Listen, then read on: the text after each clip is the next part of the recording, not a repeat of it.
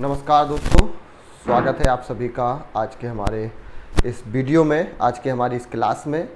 और हमारा ये सिलसिला मैंने आपसे वादा किया था कि अब कंटिन्यू रहेगा। कुछ मेरा स्वास्थ्य खराब हो जाने की वजह से पिछले 2 दिनों से हमारी रेगुलर क्लासेस अपडेट नहीं हो पा रही थी, लेकिन फ़िलहाल मेरी आवाज़ भले ही थोड़ी सी अभी स्वास्थ्य की वजह से डिस्टर्ब है, लेकिन मैं अच्छा फील कर रहा हूँ और स्वास्थ्य भी अब ठीक है। तो मुझे पूरा विश्वास है कि जिस एनर्जी के साथ, जिस ऊर्जा के साथ और जिस तन्मयता के साथ मैं आप सभी के बीच में उपस्थित हूँ और आप सभी के बीच में ये मैटर जो हम ला रहे हैं, डिस्कस कर रहे हैं, मुझे पूरा विश्वास है कि आप सभी भी इसी तन्मयता के साथ इस पूरे मैटर को पढ़ रहे होंगे, समझ रहे होंगे।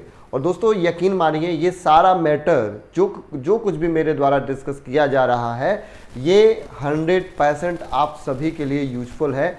और आगामी जो आपके आईएएस के एग्ज़ाम हैं दोस्तों, प्रीलिम्स एग्ज़ाम या आपके मेंस एग्ज़ाम, दोनों ही जगह दोस्तों ये फ़ायदा दे सकते हैं। तो आइए स्टार्ट करते हैं। और आज का जो हमारा टॉपिक है वो है क्लोरीन एवं क्लोरीनेटेड जल के दुष्प्रभाव। एक्चुअल में क्या है दोस्तों कि आज हमारे समाज को एक नई परंपरा जो है जकड़ रखी है। हमारे समाज में एक नई परंपरा आ गई है और वो आ गई है कृत्रिम जलाशय बनाने की, जिसे हम साधारण भाषा में स्विमिंग पूल कहते हैं, है ना, स्विमिंग पूल। आज यदि मैं आपसे कहूं कि वाटर स्ट्रेस उत्पन्न हो रहा है, वाटर स्टेट, अब आप कहोगे सर वाटर स्टेट उत्पन्न करता है कि सर वाटर रिलैक्स उत्पन्न कर रहा है। लोग बात कह रहे हैं कि आज ब्लू है, पानी पानी, एकदम एंटरटेन हो जाते हैं सर, और आप वाटर स्ट्रेस की बात कर रहे हैं सर। बिल्कुल दोस्तों, मैं वाटर स्ट्रेस की बात इसलिए कर रहा हूं क्योंकि हम जो कृत्रिम जलाशय बना रहे हैं, यानी स्विमिंग पूल बना रहे हैं दोस्तों, ये स्विमिंग पूल आपके इंटरटेनमेंट का जगह हो सकते हैं, लेकिन दोस्तों यही स्विमिंग पूल आपकी बीमारियों का भी जगह है। और ऐसी बीमारियां जिनका कोई इलाज तक नहीं है, जो केवल कंट्रोल की जा सकती हैं, उनको समाप्त नहीं किया जा सकता। यदि एक बार ऐसी बीमारियां उत्पन्न हो गई तो शायद आप समझ रहे होंगे कि कितनी बड़ी खतरनाक बीमारियां हैं। ठीक है, मैं किसी को स्विमिंग पूल के विरुद्ध नहीं कर रहा हूं, बाकी आप लोग अपने तरीके से देख सकते हैं। आइए पूरी जानकारी लेते हैं क्या है। मेडिकल विशेषज्ञों के अनुसार अभी हाल ही में रिपोर्ट आई है दोस्तों, स्विमिंग पूल में अधिक देर तक नहाना, मैंने कई लोगों को देखा है कि वाटर पार्क चले जाते हैं और घंटों नहाते रहते हैं, या गर्मियों के टाइम पर आज गए फिर 2-3 दिन बाद जाते हैं, फिर जाते हैं। तो ये उन लोगों के लिए है स्पेशली। नहाना कई प्रकार की त्वचा बीमारी के साथ साथ, मतलब त्वचा पर तो इन्फेक्शन हो गई होगा, हो सकता है कि जो है कैंसर जैसी स्थितियां बन जाए, लेकिन एक और नई बीमारी आपको मिल सकती है।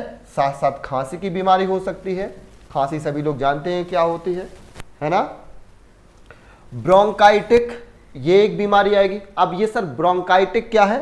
तो जो हमारी श्वास नली है दोस्तों, जिससे अभी हम श्वास ले रहे होते हैं, जब हमारी श्वास नली में सूजन आ जाती है तो उस बीमारी को हम ब्रोंकाइटिस कहते हैं। ठीक है, ब्रोंकाइटिक मतलब हमारी श्वास नली में सूजन आ जाना।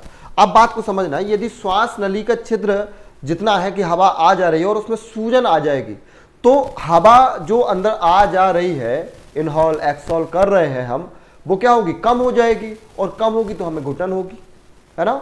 और यदि घुटन होगी और ऊपर से यदि मतलब ये श्वास नली में सूजन भी आ गई और ब्रोंकियस भी हो गया, ब्रोंकियस मतलब एक तरीके से बलगम जमना, बलगम जो है हमारे अंदर बनने लगना, ये ब्रोंकियस है। ठीक है, ब्रोंकी सिरप आता है इसीलिए, इस बलगम को कम करने के लिए। तो बलगम मतलब एक सूजन भी आ जाए और बलगम भी बनने लगे, तो दोस्तों फिर खतरा बहुत ज्यादा बड़ा हो जाएगा, मतलब सांस हम अंदर ले ही नहीं पाएंगे। कोविड टाइम में यही तो हो रहा था, कोरोना टाइम में। ठीक है, और अस्थमा, अस्थमा का मतलब ये होता है कि सांस ऑक्सीजन जितनी चाहिए उतनी नहीं पहुंच रही है। तो ऐसी बीमारियां जकड़ सकती हैं दोस्तों, ब्रोंकाइटिक, ब्रोंकियस, अस्थमा, एवं कभी कभी त्वचा का पीएच मान। अब देखिए त्वचा का जो पीएच मान है, इसमें संतुलन में बदलाव से निम्न रक्तचाप की स्थिति भी उत्पन्न हो सकती है। रक्तचाप, ब्लड प्रेशर और पीएच मान कितना होता है दोस्तों, संतुलित जो न्यूट्रल होता है, जिसे हम तटस्थ बोलते हैं, तटस्थ जो मान होता है पीएच मान, ये 7 होता है। ठीक है, 7 होता। अब यदि 7 से नीचे होगा, इससे नीचे है 7 से, तो अम्लीय होगा। ठीक है, और इससे ऊपर है पीएच मान, तो क्षारीय होगा। अब दोस्तों त्वचा का पीएच मान कितना होता है? ठीक है, त्वचा का पीएच मान कितना होगा? तो त्वचा का जो पीएच मान होता है, इसको भी याद रखिएगा, त्वचा का पीएच मान 4.7 से लेकर 5.75 तक। ठीक है, 5.75 के बीच में त्वचा का पीएच मान होता है, ये हमारा पीएच मान होगा। अब ये भी क्या होता है, इसमें भी असंतुलन हो सकता है, मतलब इसका संतुलन बिगड़ सकता है।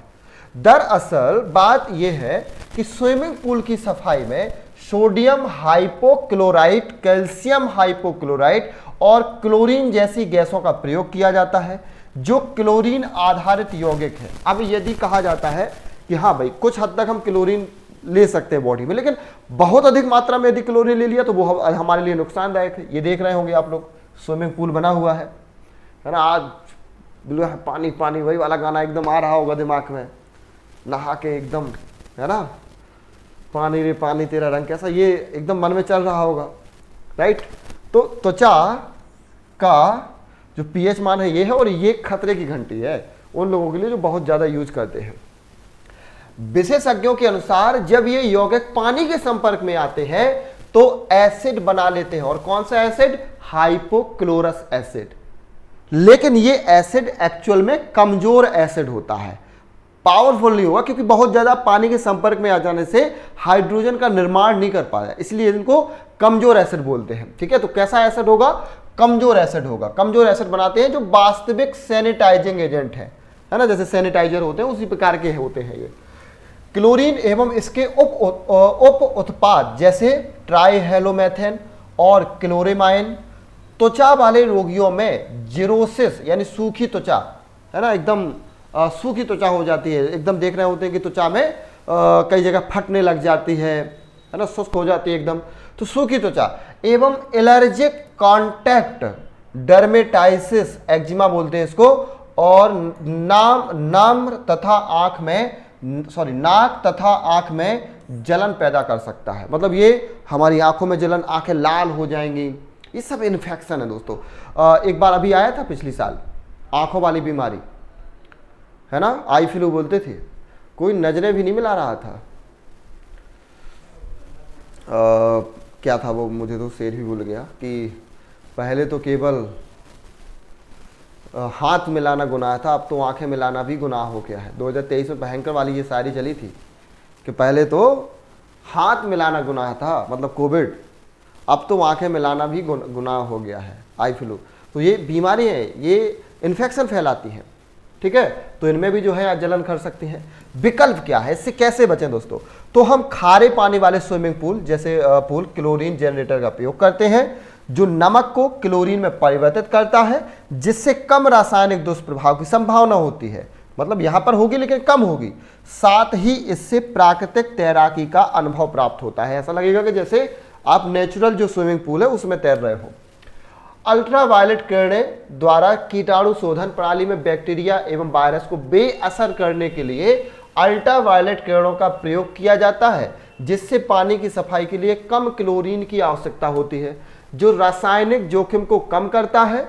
मतलब ये रासायनिक जो हमारे शरीर के लिए नुकसान, जैसे अभी मैंने बताया कि कितने सारे रोग हो सकते हैं, उनको कम कर देगा ये। और कुछ ऐसे ही प्राकृतिक स्विमिंग पूल भी होते हैं जो पानी की गुणवत्ता बनाए रखने के लिए जैविक फिल्टर, अब जैविक फिल्टर में प्लांट लगा देते हैं। कई सारे लोग क्या करते हैं, प्लांट लगा दिए, है ना। प्लांट किसकी लगा दिए? मान लो कोई ऐसी फुलवारी लगा दी वहां पर, है ना, कुछ वहां पर ऐसे पौधे लगा दी जिसमें बेल होती है, तो ये जो है प्राकृतिक तरीके से, नेचुरल तरीके से उसको फिल्टर करते रहते हैं।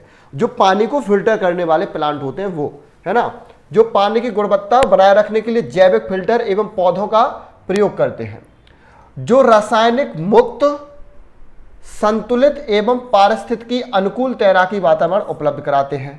पानी को साफ करने के लिए ओजोन की ऑक्सीकरण शक्ति का भी प्रयोग किया जा सकता है, जो क्लोरीन और इससे जुड़े स्वास्थ्य जोखिमों पर पड़ने वाले नकारात्मक प्रभावों से भी बचाता है, या हम ये कह सकते हैं कि नकारात्मक प्रभाव को काफी हद तक कम कर देता है यदि हम ओजोन की ऑक्सीकरण की प्रक्रिया को अपनाएं तो।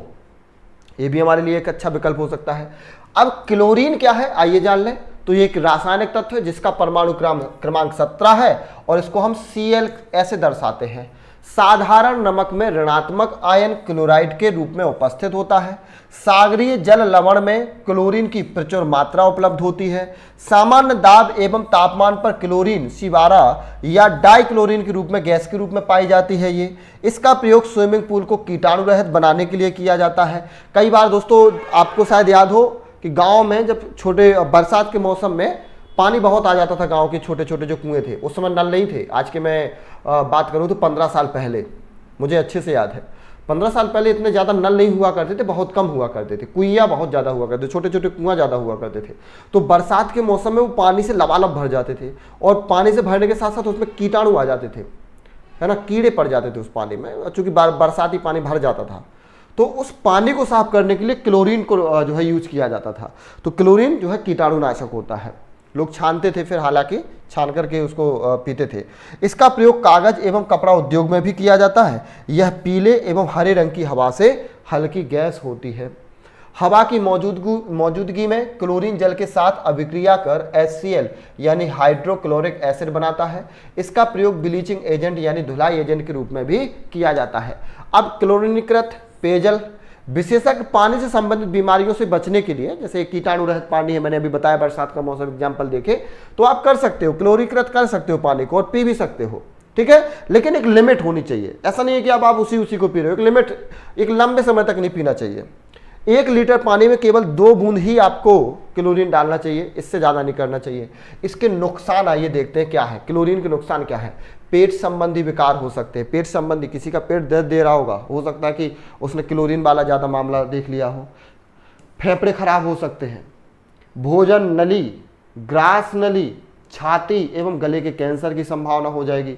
राष्ट्रीय कैंसर संस्थान की एक रिपोर्ट आई है, उसमें बताया गया कि लंबे समय तक क्लोरीनीकृत पानी पीने से ब्लड कैंसर का चांस 80% तक हो जाता है। लंबे समय तक इस प्रकार का पानी पीने से एनीमिया, मतलब एनीमिया का मैंने अभी बताया था 3-4 दिन पहले एक वीडियो अपलोड किया था, उनमें RBC की कमी हो जाती है ना, RBC की कमी लिखा भी है। चलो, धमनियों का कठोर होना हार्ट अटैक को दर्शाएगा दोस्तों। हाई ब्लड प्रेशर हो जाएगा। दिल संबंधित अन्य बीमारियां एवं एलर्जी संबंधित बीमारियां हो सकती हैं। क्लोरीन शरीर के प्रोटीन को भी नष्ट कर सकता है, जिससे बालों एवं स्किन पर नकारात्मक, कई सारे लोग गंजे भी हो सकते हैं और ऐसी खबरें आती भी हैं कि लोग जो है गंजे हो रहे हैं, बाल झड़ रहे हैं, तो क्लोरीन वाले पानी से उसका असर हो सकता है। कमजोर एसिड के उदाहरण दोस्तों, कमजोर एसिड उन्हें कहा जाता है जो पानी में आंशिक रूप से घुलने पर बहुत अधिक मात्रा में हाइड्रोजन आयन उत्पन्न नहीं करता है, तो मैंने शुरुआत में बता दिया। और ये सभी आपके क्या है, कमजोर एसिड के उदाहरण है, ठीक है, ये सभी कमजोर एसिड हैं, देख लीजिएगा। तो ये था आज का हमारा स्विमिंग पूल पर एक छोटा सा लेक्चर। बताइए कमेंट में कैसा लगा आपको ये लेक्चर, ठीक है, और इसी प्रकार की जानकारी के साथ हम आपसे मुलाकात करते रहेंगे, ठीक है। अभी इजाज़त दीजिए, मिलते हैं किसी नई जानकारी के साथ नए वीडियो में। नमस्कार दोस्तों, थैंक यू सो मच।